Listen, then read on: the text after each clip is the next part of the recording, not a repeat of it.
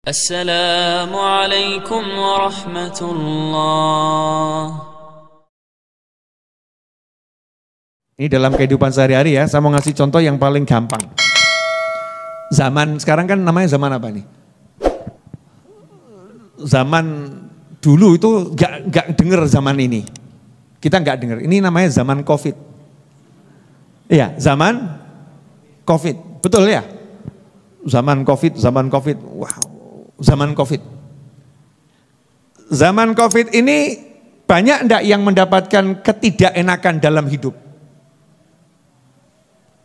Misal contohnya yang paling gampang, yang biasanya dia itu kerja di perusahaan, tiba-tiba dipecat, ada enggak? Ada atau banyak? Banyak. Karena perusahaannya juga nggak bisa hidup lagi. Perusahaannya kena COVID. Manusianya hidup, perusahaannya mati. Ada enggak begitu? Ada. Banyak perusahaan yang bangkrut ya kan? Sehingga karyawannya harus dirumahkan sampai di PHK. Bahkan perusahaannya mungkin nggak sanggup ngasih pesangon. Nah kalau kemudian ada seorang muslim dapat musibah itu, dikeluarkan dari perusahaan, gaji tidak dibayarkan. Kalau dia ridho dengan itu, bisa nerima itu cirinya orang yang diridhoi Allah Ta'ala. Orang apik, itu orang baik itu. Itu orang yang luar biasa, orang yang diridhoi Allah Subhanahu wa Ta'ala.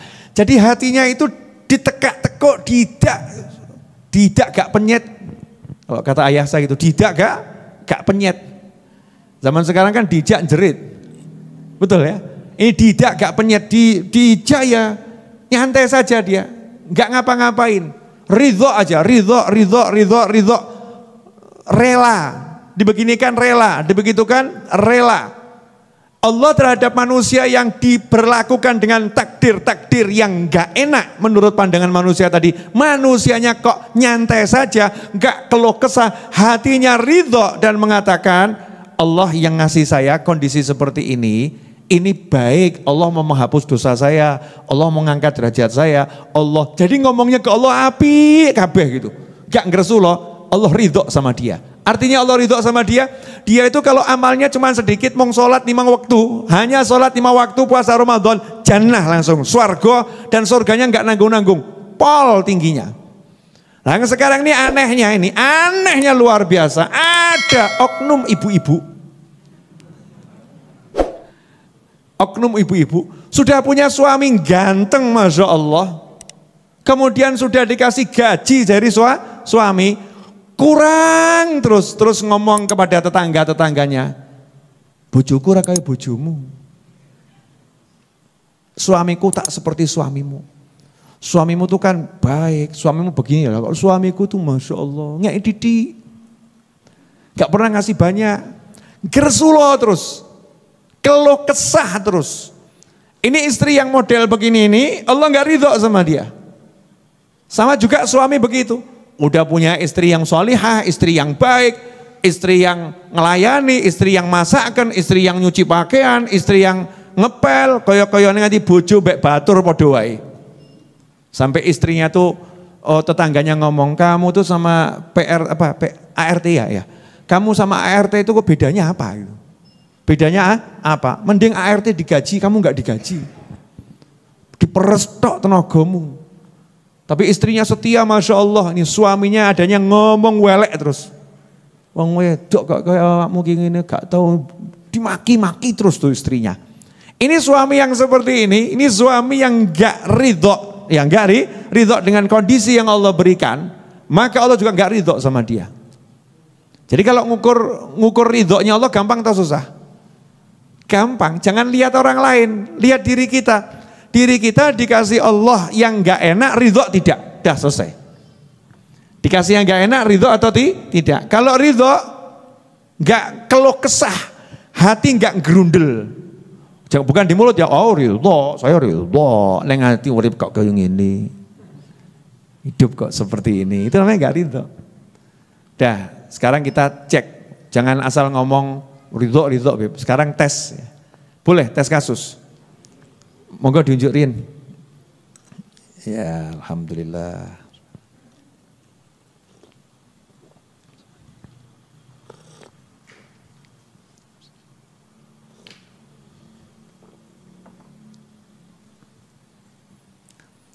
Bu, saya mau jadikan ibu sebagai contoh kasus, boleh Bu? Boleh ya Bu ya? Bapak-bapak, boleh saya jadikan sebagai contoh kasus? Boleh. Anggap di atas istri, di bawah ini suami. Boleh ya? Walaupun belum nikah. Pokoknya status yang di bawah ini suami, yang di atas itu istri. Bu, ya jadi ibu di atas sebagai apa? Ya, bapak di bawah sebagai apa? Suami. Ada suami, ada istri. Saya mau nanya, boleh Bu? Kalau selama 10 tahun ibu berumah tangga dengan suami yang di bawah ini, 10 tahun berumah tangga dengan suami yang di bawah ini, kemudian tidak pernah dikasih nafkah yang namanya nafkah duit, gak pernah dikasih nafkah, padahal suaminya itu punya duit. Ini Bu, ini orangnya ini Bu. Ini orangnya. Yang di bawah ini loh Bu. Ini suami-suami duitnya banyak. Nah ibu ini yang di atas nih, ibu ini sebagai istri 10 tahun berumah tangga dengan para suami ini. Saya enggak loh ya, ini loh ya. Ya berumah tangga dengan para suami. Suaminya duitnya banyak, gak pernah ngasih uang ke ibu, ngasihnya ke teman-temannya sama laki-laki. Nyah. Kalau ibu minta gak pernah dikasih. Saya mau nanya Bu, ibu punya suami seperti itu ridho atau ngrezuloh? Nah, kayak contoh kasus yang cetok tuh ya. Kalau cuma ngomong ridho, cah TK ya, raditu billahi rabban, bisa. Bu, kira-kira ibu ridho atau keluh kesah? Jujur. Bu, ibu. Ridho atau keluh kesah? Oh marah. Tingkatnya lebih tinggi. Kalau keluh kesah kan agak gerundel, ngomong gak enak dia. Kalau marah, laki-laki dasar gak punya perasaan pada istri. Tahu gak kamu, di luar sana banyak yang mau sama aku. Masya Allah, lambene sopo iki.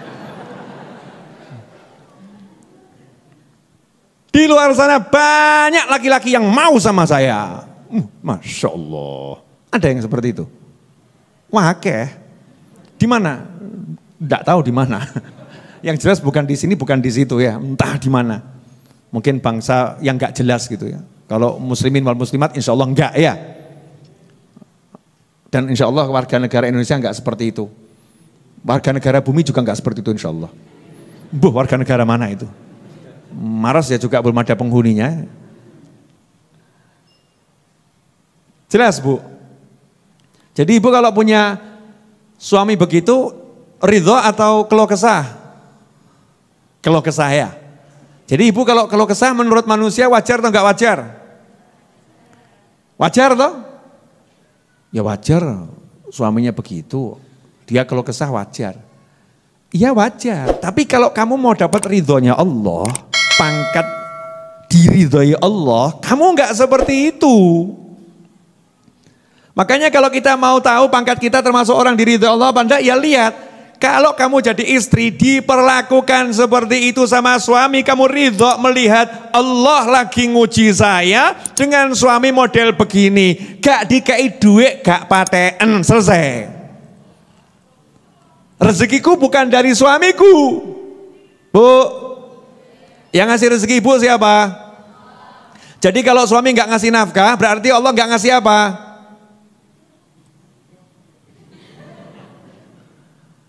Jadi kalau ibu menganggap rezekimu dari suamimu, berarti rezekimu kecil. Tapi kalau engkau menganggap rezekiku dari Allah Ta'ala, begitu suami nggak ngasih nafkah, nggak menjalankan kewajibannya, suaminya zalim, ibu bahagia. Alhamdulillah punya suami zalim. Kaget tonggo nih. Loh kok alhamdulillah punya suami zalim? Iya. Karena orang yang dizolimi akan ditolong oleh Allah. Berarti Allah yang akan jadi penolongku. Dan doanya orang yang terzolimi qabul. Dah saya tak doa yang baik-baik. Mudah-mudahan diganti suami yang lebih baik. Ya jangan gitu Bu. Doanya dimanfaatkan. Ya Allah jadikan suamiku ini orang yang baik. Manfaatkan doa itu. Ini ridho ini. Ya Allah, jadikan suamiku baik. Jadikan suamiku orang yang mulia. Ampuni dosa suamiku. Nanti kalau ibu ridho dengan keadaan ibu, terus berbalik dengan tulus mendoakan suami ibu, ibu diridhoi Allah. Karena ibu diridhoi Allah, apa yang ibu inginkan diberi oleh Allah Ta'ala. Enak loh. Iki larang nih ya, ojo mbok share. Paham enggak? Karena kita diridhoi Allah, namanya diridhoi Allah kan minta apapun dikasih sama Allah. Minta suaminya baik, suaminya tadinya bejat, zalim, berubah 180 derajat. Tiba-tiba suaminya jadi baiknya luar biasa. Dan begitu ibu tidak menyandarkan rezeki pada suami, menyandarkan rezeki pada Allah Subhanahu wa Ta'ala, Allah tunjukkan kuasanya, Allah akan kasih ibu nikmat dari segala penjuru. Masya Allah, gak dikasih uang untuk beli masakan, tiba-tiba tetangga kanan, kiri, depan, belakang tiap hari ngirim masakan, tambah gak rekoso, wah benak, linggih ngatang-ngatang untuk masakan. Datang dari sini, semua tetangganya ngomong, kesian tuh terdolimi, kesian terdolimi. Masya Allah, akhirnya dikasihani sak kampung. Gak pernah minta dikasihani, satu kampungnya orangnya penyayang, yang satu ngirimi ini, satu ngirimi ini, satu ngirimi ini, dan lain sebagainya. Tiba-tiba subhanallah, ya ada rezeki nomplok entah dari mana datang, karena Allah yang ngasih, bukan suami, sehingga hidupnya enak. Gak kamu kasih gak apa-apa, hidup bukan karena kamu, hidup karena Allah Ta'ala. Nah model begini gampang atau susah? Sebetulnya gampang, betul ya? Sebetulnya gampang, tapi kenapa dijadikan susah? Karena nuntut. Kewajibanmu sebagai suami memberi aku nafkah, kamu harus memberi aku nafkah. Suami ini jawab, siapa yang harusnya? Ya kan Allah yang mengharuskan. Ya sudah, aku tinggal minta maaf sama Allah. Loh, ya gak bisa. Kalau aku gak maafkan, maka kamu gak akan dimaafkan sama Allah. Ya wes, berarti kue pengen aku mlebu neraka, yang gue tak seret. Mikir bujune, Masya Allah. Repot juga ini kelihatannya suaminya ustadz ini ya. Maksudnya ustadz gadungan gitu ya. Pinter dalil ya, belajar sama ustadz mungkin ya. Ikut pengajian tapi diambil dalil-dalil untuk menyudutkan istri. Jadi kamu rela aku masuk neraka, itu katanya cinta. Kalau kamu cinta sama aku tuh ya cinta, enggak dikasih tetap cinta. Baru diuji enggak dikasih aja 10 tahun gresuloh. Bojone batin lanang gendeng ya Allah. 10 tahun enggak gresuloh ki piye carane? Nanti kalau ibu nuntut, gak ada habisnya. Suami punya 2000 jawaban, ibu punya 1000 kalimat, suami punya 2000 kalimat. Karena modelnya seperti itu. Memang gak mau ngasih, bakhil, pelit, zalim. Karakternya begitu. Nah, terus gimana? Ya enak hubungan sama Allah Ta'ala. Ya Allah, aku terima keadaan ini. Punya suami yang model begini. Alhamdulillah aku gak maksiat ya Allah. Aku bisa menyalurkan semuanya kepada suamiku meskipun modelnya kayak gini ya. Alhamdulillah aku enggak maksiat, aku taat. Ya Allah, ya Allah, ya Allah, ya Allah. Nanti hatinya plong enak. Kalau hatinya ridho itu enak. Legowo coro Jawa ini pun. Legowo tidak diperlakukan suami begitu. Sama juga dengan suami. Wah, tapi nggak usah kasih contoh ya. Nggak usah, udah paham semua. Kan nggak enak toh. Kalau menyinggung perasaan wanita, masa saya mencontohkan ada wanita begini, terlampau kejem, nggak enak. Lebih baik kan tadi suami jadi contoh, betul ya? Halo para suami, boleh ngasih contoh lagi? Suami istri atas istri bawah suami, kerja bersama di rumah, ya mati-matian banting tulang. Nabung selama 20 tahun buat beli rumah. Tabungan terkumpul 500 juta. Oke, Pak Didik? Banyak. 500 juta terkumpul untuk beli rumah. Sudah keliling satu kota, cari rumah, ketemu rumah yang mau dibeli. Harganya cocok dengan tabungannya, luasnya, bentuknya, wilayahnya, lingkungannya, desainnya, bangunannya, cocok semua. Deal, senang, istri senang, suami senang. Besok pagi rencana bayar rumah. Jam 2 malam kemalingan 500 juta hilang. Saya mau nanya, besok pagi stres atau ridho? Hah? Stres atau ridho?